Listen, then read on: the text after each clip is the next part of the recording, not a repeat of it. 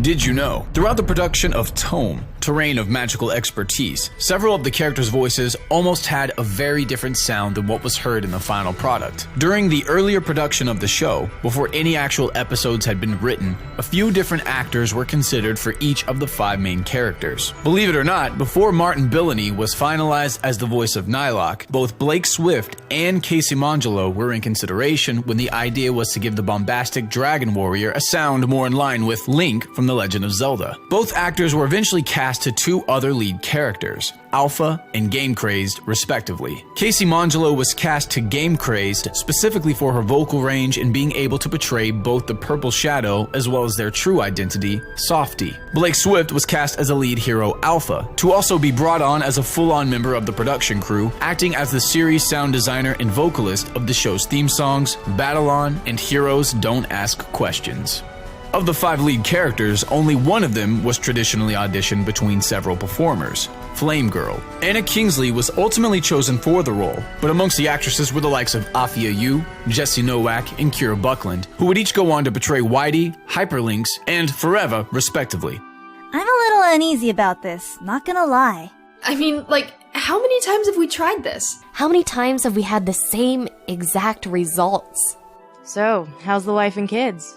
The only other character in the series to be auditioned in the same way was Net King number 1, Webmaster. During the first episode, it was originally intended that the system voice would actually be Webmaster, but since Net King number 3, Kinder Spirit, was canonically the head of the game's sound department, it made more sense for it to be her instead. Michelle Knotts was offered the role of Kinder Spirit, and during the production of the second episode, it was eventually decided to cast Kyle Hebert as the voice of Webmaster. The first 4 episodes of TOME were sponsored by Newgrounds.com, and to give it the feel of an exclusive series before its eventual transition to YouTube, a few Newgrounds animators and voice actors were offered parts, but unfortunately, many weren't able to record at the time of their respective episodes. Red Minus and Cassandra Ford were intended to play Elescope and Hyperlinks, and followed by Joe Gran and Danielle Kogan, all of which were unavailable in time to record for episode 6. The parts eventually went to Mike Hecht and Jessi Nowak. Similarly, Hans von Harken was meant to play Neo-Mutant and was cast far in advance but wasn't able to record for episode 7, so Chris Guerrero, who at the time was in consideration for Net King number 4, Ruby Rules, was cast instead and portrayed the character until the end of the series. The Newgrounds-specific performers that ultimately were heard in the show were Kira Buckland as Forever, Andy Dennis as T-Bones, eventually Joe Gran as Metaphor during the April Fool's Day short, and Harry Partridge as Torment, who, interestingly enough, was the character Martin Billany would have voiced before being cast as Nylok. Of special mention here too is Edwyn Tiong, who also reprised his original role from TOME predecessor, TV TOME Adventures, on the part of Giga during episode 15.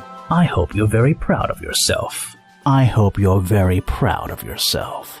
For the entire series, the voice cast managed to remain consistent, but one character who was nearly replaced was that of Sniper Wheel. John Jafari recorded for Sniper Wheel during production of the first 4 episodes, but was unavailable during the recording and animation process of episodes 8 and 9. So all of Sniper Wheel's lines during the Gemini tournament were recorded first by Jeremy Harrington. This was so far in the process that almost all of episode 8 was animated to Jeremy's initial performance. Finally, when John became available to return to his role, his new dialogue was reinserted to the animation. Relatively simply too, since the character had no mouth movements. Episode 9 was animated to John's recording, but Sniper Wheel's final line in the show was improvised by Jeremy. This is not even real! I didn't lose! You lost! I didn't lose! You lost!